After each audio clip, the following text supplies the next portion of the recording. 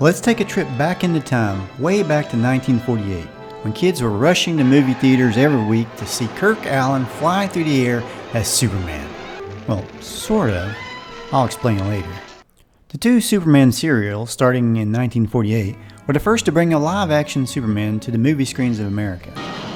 Let's dive in and find out what special effects they used to bring Superman to life, and as I like to do with everything, let's find some goofs that may have occurred along the way, as we look at some crazy fun facts on this historical first depiction of my favorite superhero, Superman. As we look at goofs, of course, we have to keep in mind that these two movie serials, Superman and Adam vs. Superman, were the first to present Superman as a live-action superhero. There was a cartoon, of course, before in the early 40s, but this is the first live-action depiction of Superman. So they were creating the foundation for everything that would come later, even including The Adventures of Superman, starring George Reeves, that came shortly thereafter. So let's get started. Okay, first we'll look at the goofs, then we'll look at the special effects, then we'll look at the characters and actors that brought these movie serials to life. In Chapter 11, Jimmy Olsen hides from crooks in a wooden box on a truck, and at the end of the chapter, two crooks come out and fill the box full of lead. In Chapter 12, it's actually Superman that's in the box. But now it's only one crook firing into the box instead of two.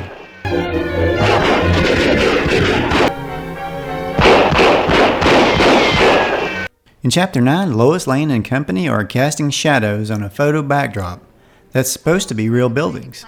Oh, yes, we've been looking for you.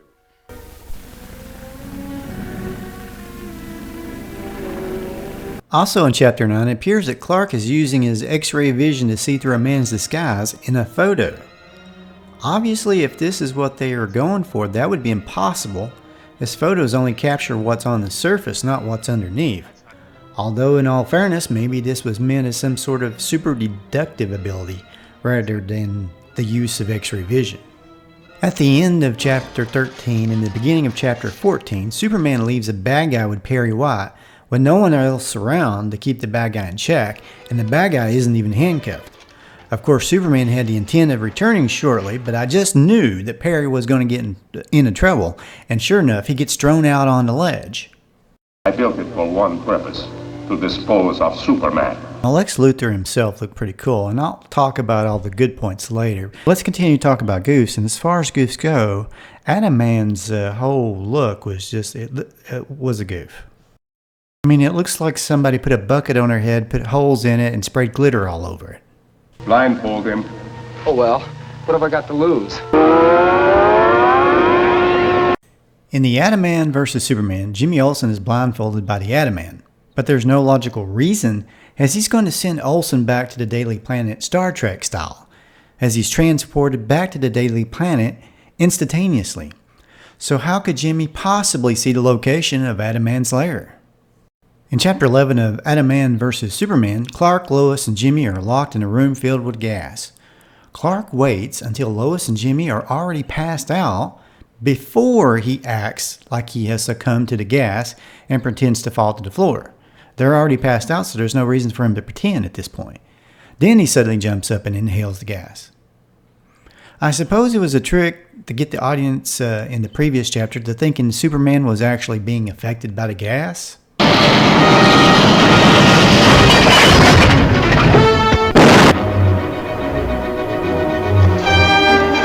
There's a couple of times in these serials where Superman stops a train that are worth looking at. I wouldn't call them mistakes by the way they accomplished this trick, because there was literally no other way to do it back then, I wouldn't think. But it's easy to see how they accomplished these scenes. As you can tell, it's a film in front of Kirk Alyn, and then they switch to a real train that is completely stopped. Now here's the second time you did it. To me, this one isn't as convincing, but you look at it and you put in the comments, what do you think? Which train scene is more convincing, the first one or the second one? I don't know, in the second one, I keep thinking the train looks like it's way too big as compared to Superman's size, but what do y'all think? Now, if we want to get technical, it could still be a goof if you consider that stopping a train so suddenly in real life could probably cause the train cars to pop off the tracks and cause a whole lot of damage. But, you know, hey, it is a superhero movie. Okay, let's look at the special effects from the Superman movie serials.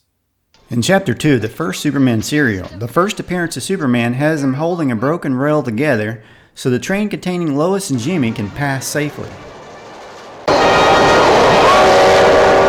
Now don't brush this scene off as no big deal. You see, the amazing part is that the special effect here is really Kirk Alyn himself. He said this in an interview years later. They tried using a stuntman, a stand-in for me, in the beginning, but once they previewed the rushes, they decided that the audience would never believe this guy was me. He didn't look like me, move like me, or act like me. So they asked me if I minded doing the stunts myself. I said, sure, I'll do them. That's where all the fun was anyway. In one scene, I was positioned 18 inches from a railroad track with a train barreling by at 90 miles an hour. Now, if you don't think that's scary, nothing is. If the slightest thing had gone wrong, it would have been all over for me. It was a very dangerous scene to shoot. I was supposed to be holding the track in place so the train could zoom by safely. I had to hold it long enough for the train to pass, and the train never slowed down. Moreover, I had to pose for the cameras at just the right angle. Fortunately, the train whizzed by me before I knew what was happening. Alyn was in top physical condition. Apparently, most of the time, Alyn had to carry real people and make it look effortless. Just when he was carrying real people and when he was carrying mannequins, it's hard to tell sometimes, but he had this to say about it.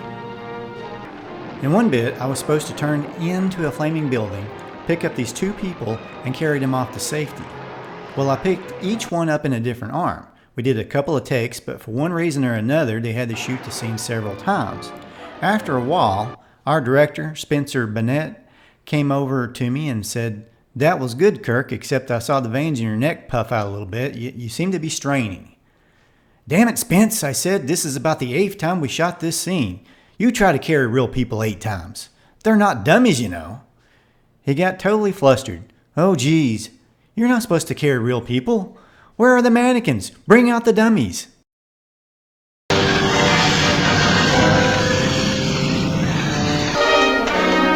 Well, like I said, looks like to me most of the time it was real people he was carrying, but there was this one scene that I'm pretty sure it was a couple of dummies. Check it out and see what you think. As far as the Superman flying scenes and the way they use 2D animation instead of wires or something similar, it is tempting to question their choice here, but you get used to it. And for the kids that were watching at the theaters back then, must have seemed like a neat combination of live action and the comic book Superman come to life. The scenes do actually flow well together. You do notice that Superman is always landing behind a rock or something to hide the transition, sometimes from cartoon to live actor, not always though. As for why they used animation, Kirk Alyn said in the interview that they tried to use wires, but they couldn't get it to where you couldn't see them. In the second serial, they did start to do like close-ups of Alyn where he's standing with smoke clouds and fans going to make it look like he was flying. And they did this in addition to the animated Superman flying. And what do we use now for many superhero scenes? Glorified 3D cartoons we call CGI, which is nothing more than a more realistic cartoon that is generated by computers instead of being hand-drawn. Not to knock either one. I mean, I think it's important to remember the beginnings of every technology. We didn't just wake up one day with cell phones or television sets, for example. Everything we have today was obtained gradually through progress handed down from one generation to the next.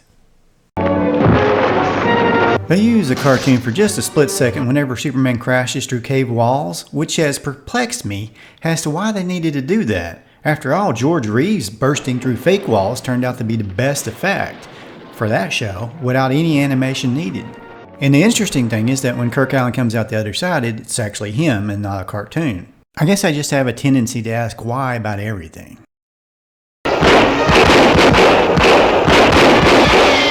Like why everybody in old movies looks like they're trying to help the bullet along by pitching the gun forward every time they take a shot.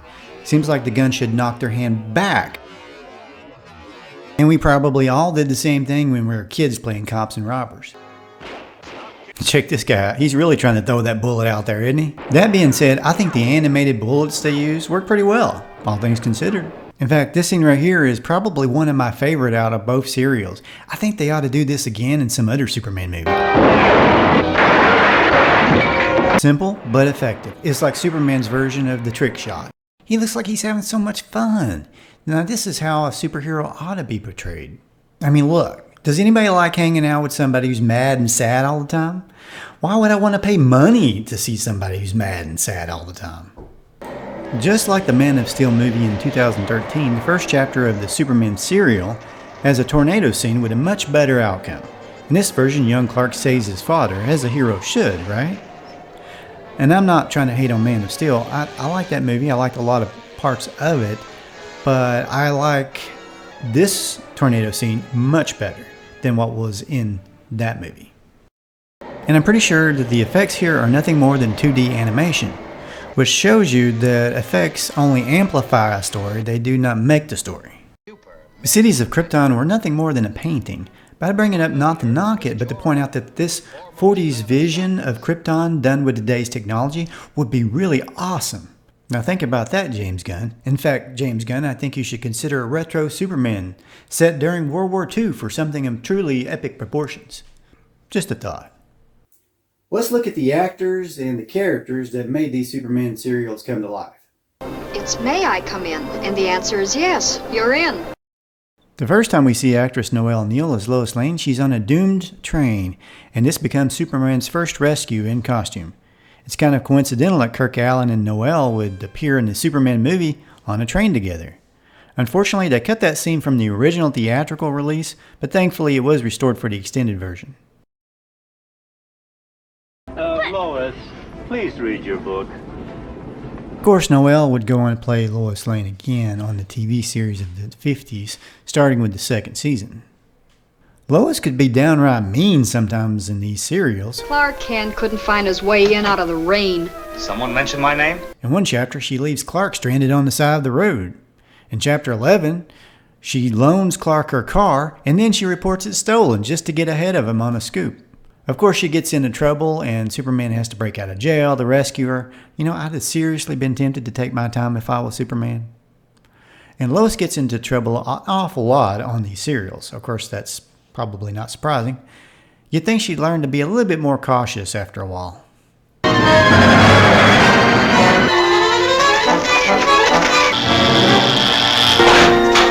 See what I mean?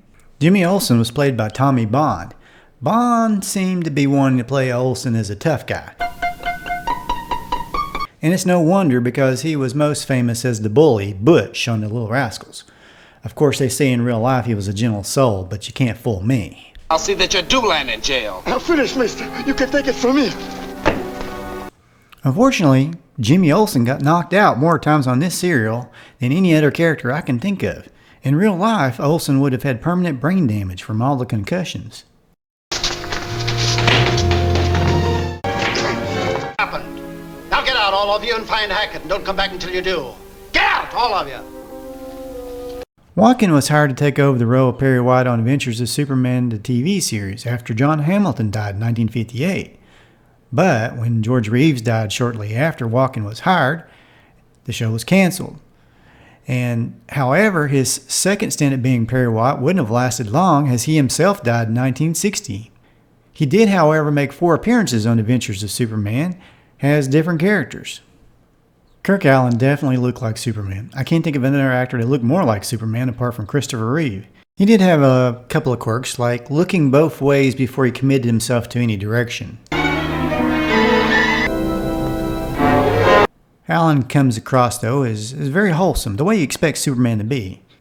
He looked like he was having fun, though, and that's 90% of what makes a movie or a show fun to watch.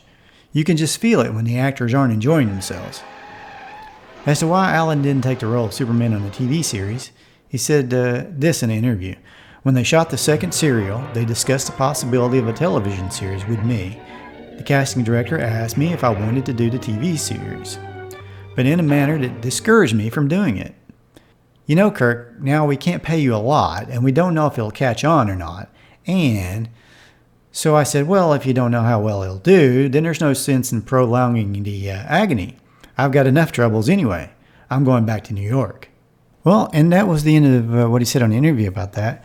It sounds to me like he was trying to say that they were just trying to completely discourage him from taking the role. Their version of Lex Luthor appears to have influenced John Byrne's 80s Lex Luthor in the comics. In the John Byrne comics revamp, they turned Luthor into an evil businessman who wore a suit and tie. Now, this movie version is both a genius and an evil businessman who owns a TV station. Luthor was played by Lyle Talbot, who did a pretty serious no-nonsense kind of Luthor. Coincidentally, he also played Commissioner Gordon in the 1949 Batman and Robin serial. Want more stuff on Superman? On TV Crazy Man, I've got some good Superman goofs from television, questions answered on the adventures of Superman, Super Friends goofs, and lots of other cool TV superhero stuff. This is the channel for reliving the good old days. If you would, please subscribe if you haven't already. Hit the bell for future notifications so you don't miss any more videos later on. Let me know what you thought about this video. It really helps. I love to read comments. And please hit the like, because that helps the video out and more people will see it. Thanks. Y'all have a great day.